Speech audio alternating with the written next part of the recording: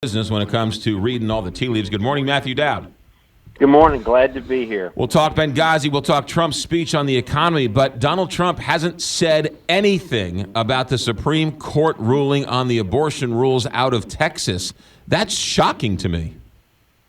Yeah, it's an amazing situation being, obviously the presidential leader of the Republican Party here, that he hasn't mentioned a word about it, which was actually a definitive decision by the court on this. And I'm sure some of his conservative supporters are upset, but this is one of those things, as we all know, Donald Trump has sort of evolved on various positions on the issue over the course of the last 15 years. So maybe we just don't know fundamentally what his belief on the actual decision is. That's maybe the answer to it. Well, and one of the things when you talk to Trump supporters, they say, well, at least he'll put conservatives on the court, and I'm voting for the court when it all comes down to it. And then the man won't even criticize the court when they do something that sort of reaffirms Roe versus Wade.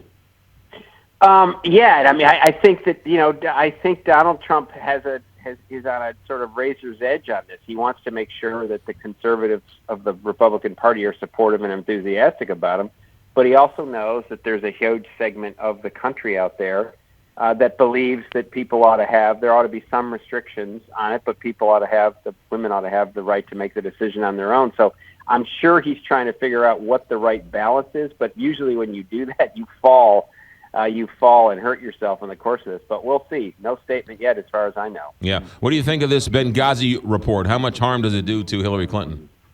Well, I don't think this specific report on its own does a lot of harm. I think in the end, her greatest vulnerability has to do with the emails, which the interesting thing is that it was the Benghazi hearing that actually surfaced the email problem, which in the end I think is a greater problematic thing for her because obviously she's still under FBI investigation.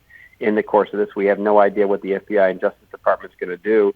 Hopefully, we'll learn in the next 30 or 60 days their final decision on what they're going to do. I think the Benghazi things, while there was things that came out yesterday, I think it's been vetted to such a large degree. I think the focus for Hillary Clinton is much more, as I say, problematic on the email on the server than it is on Benghazi. Yeah, I think the overall image of Benghazi, right? You just sort of mentioned Benghazi, and people really don't know what all the details are, but they know it's bad, and it sticks to her. Well, I think that the problem she's had ever since she started running, even in 2008 now, is there's a series of scandals that have surrounded her, and it's just another thing that people go like, what's going on there? I don't really know all the things, but I don't like the way it smells.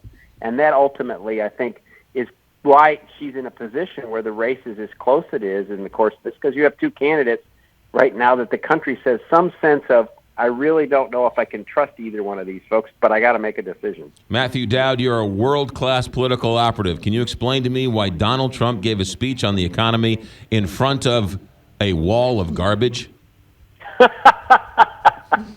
Well, I've explained to you certain things that Donald Trump has done since he came down that escalator a year ago. I'd probably have to get a psychologist involved in the course of it. I have no idea sometimes why he does what he does. The interesting thing about Donald Trump, which he'll live and die on, is that he does everything based on gut. It doesn't look like there's a lot of thought process put in these. It's all based on instinct and gut. He's been very successful in the course of his life in that. He won the Republican nomination based upon his gut instinct. So I don't know what the logic to it was, but I'm sure it was just something that just happened. We're also starting to hear some of the speakers' names leak out for the convention. Unconventional in that sports stars, some actors, actresses, and maybe even Mike Tyson might take to the podium at the convention?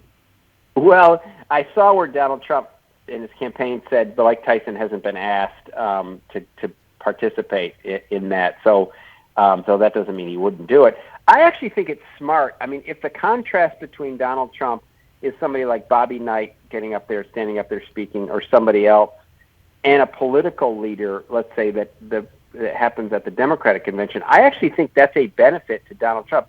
More people would tune in. They see all these folks on cable TV all the time. They see them all. They actually don't think they have a lot of authenticity. So if you had a contrast between somebody from sports or some other area of the country as opposed to a political leader, I actually think that's a benefit for Donald Trump.